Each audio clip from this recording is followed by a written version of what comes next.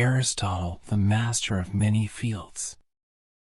Aristotle, one of history's most brilliant minds, shaped how we think about science, logic, ethics, and almost every other field of knowledge.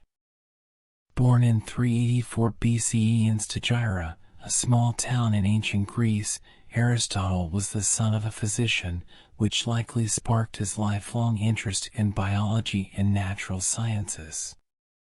At 17, he moved to Athens to study at Plato's academy, where he became one of Plato's most devoted students. However, Aristotle didn't always agree with his teacher, and these differences led him to develop his own groundbreaking ideas. After studying at the academy for 20 years, Aristotle left Athens and later became a tutor to Alexander the Great, who would go on to conquer much of the known world.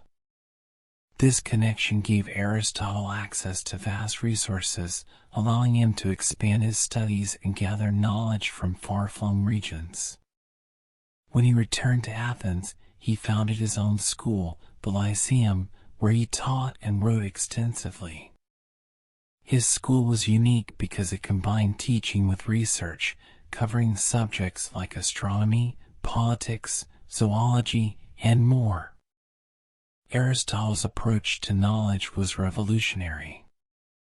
Unlike Plato, who focused on abstract ideals, Aristotle believed in studying the real, physical world. He emphasized observation and logic, laying the foundation for what we now call the scientific method.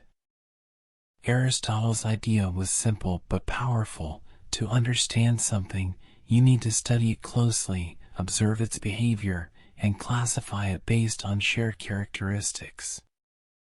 This method is still used in science today. One of Aristotle's major contributions was his work in logic. He developed a system of reasoning called syllogism, which is a way of drawing conclusions based on two related statements. For example, all humans are mortal. Socrates is human. Therefore, Socrates is mortal. This logical structure became the foundation of Western reasoning and remains a cornerstone of philosophy, mathematics, and computer science. Aristotle also made lasting contributions to ethics. In his famous work Nicomachean Ethics, he argued that the purpose of life is to achieve happiness, which he called eudaimonia. But for Aristotle, happiness wasn't just about pleasure, it was about living a virtuous and balanced life. He believed that virtues, like courage or honesty, lie between extremes. For example, courage is the balance between recklessness and cowardice. Aristotle called this idea the golden mean and taught that finding balance is key to living well. In politics, Aristotle believed in studying how governments work and what makes them successful. Unlike Plato, who imagined an ideal society ruled by philosopher kings, Aristotle focused on what was practical and achievable. He analyzed different forms of government, monarchy, aristocracy, and democracy, highlighting their strengths and weaknesses. He believed the best government was one that served the common good and avoided corruption. Aristotle's contributions to science were just as important. He was fascinated by the natural world and studied plants, animals, and human anatomy in incredible detail.